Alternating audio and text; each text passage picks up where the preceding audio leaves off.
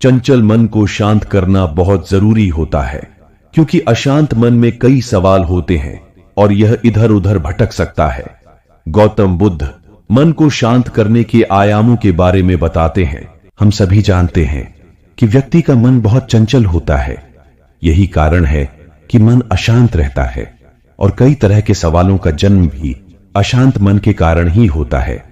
यदि आप जीवन में शांति चाहते हैं तो इसके लिए जरूरी है मन को शांत करना। लेकिन मन को शांत कैसे किया जाए? गौतम बुद्ध से जुड़ी इस कहानी के माध्यम से आप जान सकते हैं कि मन को शांत करने का क्या तरीका है। इसमें भगवान गौतम बुद्ध द्वारा मन को शांत करने के आयामों के बारे में बताया गया है। इस कहानी से आपका जीवन बदल जाएगा। तो चलिए दोस्तों, कहानी शुरू करते हैं। एक बार एक लड़का गौतम बुद्ध के पास जाकर कहता है, मेरे जीवन में बहुत अशांति है, कृपा करके आप मेरा मार्गदर्शन कीजिए जिससे कि मैं इस अशांति से छुटकारा पा सकूं। गौतम बुद्ध लड़के से जीवन की अशांति का कारण पूछते हैं। लड़का उत्तर देता है, अत्यधिक सोचने के कारण मेरे भीतर बहुत सारे विचार आते हैं जिससे मेरा मन अशांत रहता है। बुद्ध मुस्कुराते हुए कहते हैं, ऊपर आकाश की ओर देखो और बताओ कि तुम्हें सूर्य दिख रहा है। लड़का ऊपर देखता है और कहता है, धूप दिख रही है। बुद्ध उससे पूछते हैं कि अगर तुम लगातार धूप में खड़े रहोगे तब क्या होगा? वह कहता है, मुझे अत्यधिक गर्मी लगेगी और शरीर में बेचैनी होगी। बुद्ध लड़के से कहते हैं कि अगर धूप में खड़े रहने से तुम्हें गर्मी लगती है तो इसमें दोष किसका है, सूर्य के ताप का या तुम्हारा? लड़का कुछ सोचने के बाद कहता है, इसका जवाब आप ही बताइए। बुद्ध कहते हैं, सूर्य का काम है ताप देना और ताप का काम है गर्मी लगना।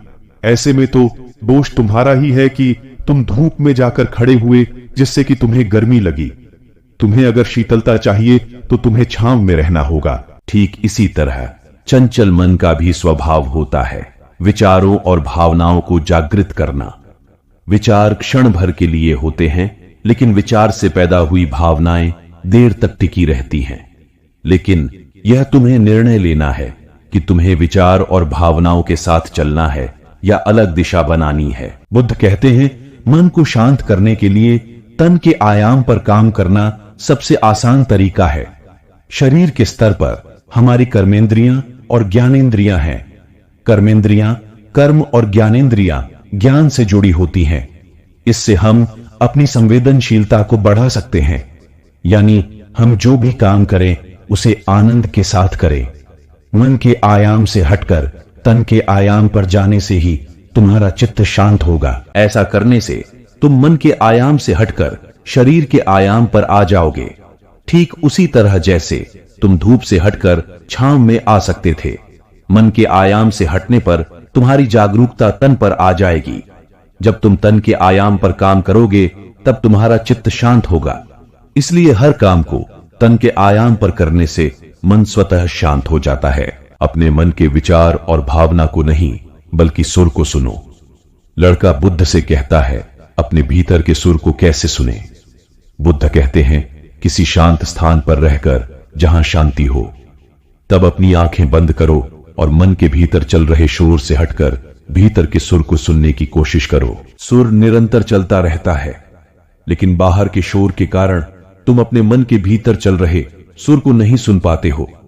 जब तुम अपने दोनों कानों को अपने हाथों से बंद कर दोगे तभी मन के सुर को सुन पाओगे।